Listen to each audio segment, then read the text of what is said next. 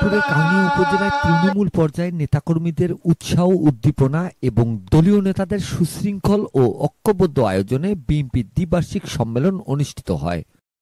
সম্মেলনে এমদাদুল হক ভরসাকে সভাপতি, মাহফুজুর রহমান মিটুকে সিনিয়র সহসভাপতি, শফিকুল আলম শফিকে সাধারণ সম্পাদক, আব্দুর রহিমকে যুগ্ম সাধারণ সম্পাদক এবং জামিনুর রহমানকে ১ নং সাংগঠনিক সম্পাদক ও আলমগীর চৌধুরী লিটনকে ২ নং সাংগঠনিক সম্পাদক করে উপজেলা বিএনপির আংশিক কমিটি ঘোষণা করা হয়।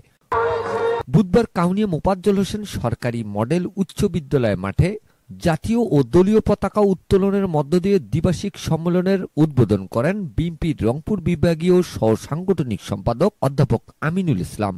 সম্মেলনের প্রথম অধিবেশনে উপজেলা বিএনপির আহ্বায়ক ও কাউনিয়া পীরগাছার সর্বস্তরের মানুষের আস্থার প্রতীক এমদাদুল হক ভরসার সভাপতিত্বে প্রধান অতিথির বক্তব্য রাখেন বিএনপির রংপুর বিভাগীয় সহ সাংগঠনিক সম্পাদক আব্দুল খালেক। উপজেলা বিএনপির সদস্য সচিব অ্যাডভোকেট মোজাহারুল আলম বাবলু ও ছাত্রদলের সাবেক আহ্বায়ক সাইদুল ইসলামের সঞ্চালনায় সম্মেলনে বক্তব্য রাখেন জেলা বিএনপির আহ্বায়ক সাইফুল ইসলাম, সদস্য সচিব আনিসুর রহমান লাকু, সদস্য লিটন পারভেজ, ফজলুল হক বাদল, উপজেলা বিএনপির যুগ্ম আহ্বায়ক মাহফুজুর রহমান মিঠু এবং ইউনিয়ন বিএনপির নেতাকর্মীরা।